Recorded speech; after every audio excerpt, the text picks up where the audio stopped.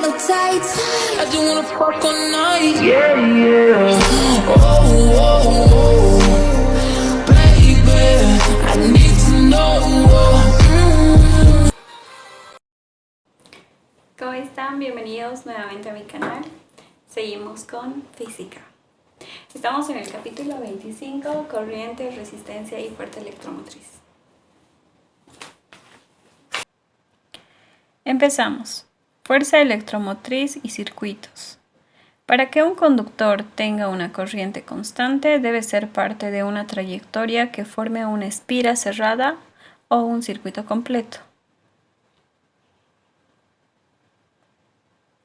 Entonces, si se establece un campo eléctrico dentro de un conductor aislado con una resistividad que no es parte de un circuito completo, comienza a fluir una corriente como vemos en la figura en el inciso A. Ahora, para la figura del inciso B, como resultado en un extremo del conductor se acumula con rapidez una carga neta positiva y en el otro extremo se acumula una carga neta negativa. Estas cargas producen un campo eléctrico en una dirección opuesta y esto hace que la corriente disminuya. En una pequeña fracción de segundo se acumula suficiente carga en los extremos del conductor, de manera que el campo eléctrico total está dentro del conductor.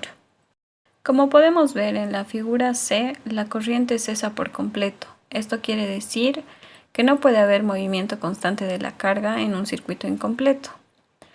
Para ver cómo mantener la corriente constante en un circuito completo, recordemos un hecho básico sobre la energía potencial eléctrica. Si una carga recorre un circuito completo y regresa a un punto de partida, la energía potencial debe ser la misma al final y al principio del recorrido. Como se dijo en la sección 25.3 que vimos en los anteriores videos, siempre hay una disminución de energía potencial cuando se desplazan las cargas a través de un material conductor. Así debe haber una parte en un circuito en que la energía potencial se incrementa. El problema es análogo en una fuente de agua ornamental que se recicla el líquido.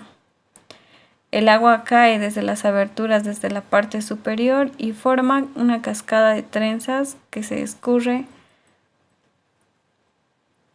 y esto se desplaza en dirección en que disminuye la energía potencial gravitacional para acumularse en una pileta inferior. Después una bomba lleva de nuevo hacia la parte superior incrementando su energía potencial. Este es un ciclo que se repite.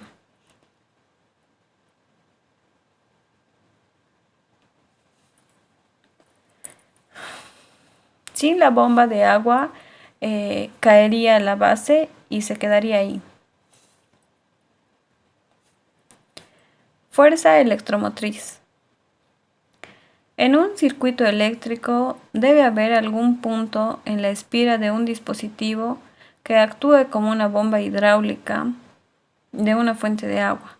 En este dispositivo la carga viaja hacia arriba, desde un lugar con menos energía potencial hacia un lugar con mayor energía potencial. La dirección de la corriente en este dispositivo es desde el potencial más bajo hasta el potencial más alto, que es exactamente lo contrario que sucede en los conductores ordinarios. El efecto de hacer que la corriente fluya desde un potencial mínimo a un potencial máximo se llama fuerza electromotriz. Este es un término inapropiado porque la fuerza electromotriz en sí no es una fuerza, sino una energía por unidad de carga, como el potencial eléctrico. La unidad de la fuerza electromotriz es la misma que la unidad del potencial eléctrico, es decir, voltios, que equivale a un joules entre coulomb. La fuerza electromotriz de una batería de una linterna típica es de 1.5 voltios. Esto significa que la batería realiza 1.5 joules de trabajo por cada columpio o sea, que la atraviesa. Todo circuito completo con corriente constante debe incluir algún dispositivo que provea una FEM. A este dispositivo se le denomina el nombre de fuente de FEM. Por ejemplo, las baterías, los generadores eléctricos, las celdas solares. Todos estos dispositivos convierten la energía de alguna forma, ya sea mecánica, química, térmica, etc., en energía potencial eléctrica y la transfieren al circuito en que está conectado el dispositivo. Una fuerza electromotriz ideal mantiene la diferencia de potencial constante entre sus terminales, independientemente de la corriente que los atraviese. La fuerza electromotriz se mantiene cuantitativamente como una magnitud de la diferencial de potencial. Como se verá en la fuente ideal, este tipo es una idealización, como las superficies planas, sin fricción y cuerdas sin masas. Más adelante estudiaremos en qué se diferencia el comportamiento de una fuerza electromotriz en la vida real de este modelo idealizado. Como pueden ver en la figura se muestra un diagrama de la fuerza electromotriz ideal que lo mantiene a diferencia del potencial entre los conductores A y B, denominados terminales del equipo. La terminal A, marcada por 1, se mantiene a un potencial más alto que la terminal B, marcada con 2. Relacionado con esta diferencia de potencial está el campo eléctrico en el área alrededor de la terminal, tanto y dentro como fuera de la fuente. El campo eléctrico dentro del dispositivo apunta de A hacia B.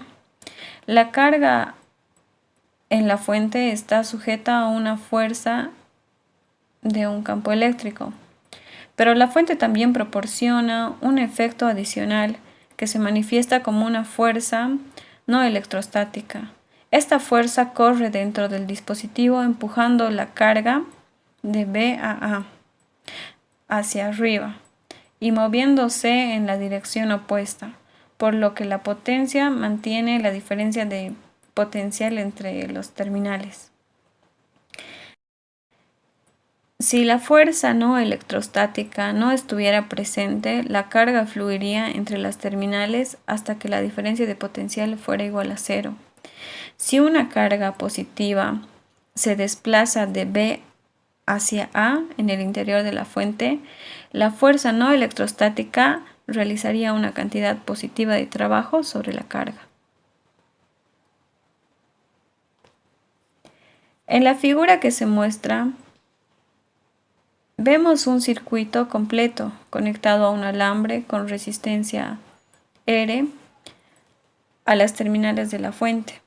La diferencia de potencial entre las terminales A y B establecen un campo eléctrico dentro del alambre.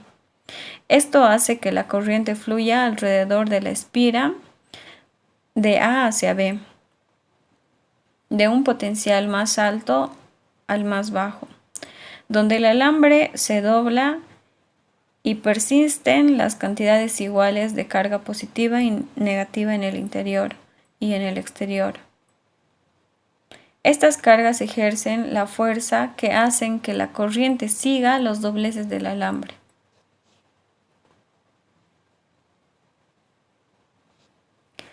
La corriente no se gasta en un circuito. Es un error común considerar que un circuito cerrado, la corriente es algo que sale de la terminal positiva de la batería y se consume o se gasta en el momento en que llega a la terminal negativa. Hablemos de la resistencia interna.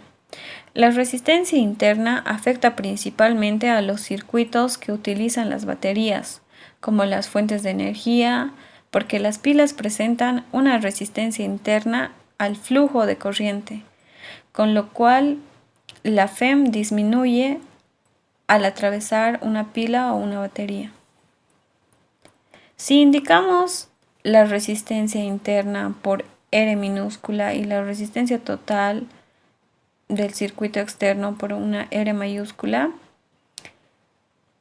Si R mayúscula, o sea, el circuito externo, es pequeña comparada con la resistencia interna, la mayoría de la FEM se consume dentro de la batería y no puede utilizarse como la FEM útil.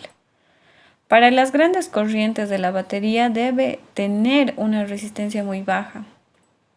Así, para obtener el mayor flujo de corriente a través de una resistencia determinada, se montarán las pilas en serie cuando la resistencia externa sea muy elevada y en paralelo cuando la resistencia externa sea muy pequeña. La FEM de esta batería, es decir, el voltaje terminal o cuando no está conectado a nada, es de 12 voltios, pero como la batería tiene una resistencia interna, el voltaje terminal en ella es menor que 12 voltios cuando se suministra corriente a las luces LEDs. Símbolos para diagramas del circuito.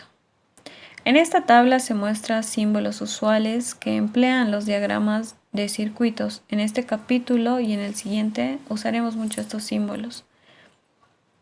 Como podemos ver, hay una línea recta que es el conductor con resistencia despreciable. Tenemos la otra línea entre zigzags con una R denotada, es el resistor. Tenemos la fuente de FEM, es la línea vertical más grande, representada por la terminal positiva y por lo general aquella con mayor potencial. Tenemos la fuente FEM con resistencia interna, donde ésta se puede colocar en cualquier lado. Tenemos un voltímetro que mide la diferencial de potencia entre sus terminales, denotado por la letra B. Tenemos un amperímetro que mide la corriente que pasa a través suyo, denotado por la letra A.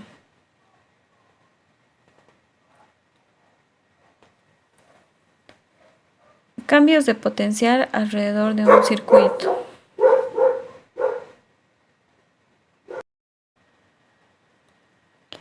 El cambio neto de la energía potencial para una carga que hace un viaje redondo alrededor del circuito completo debe ser igual a cero.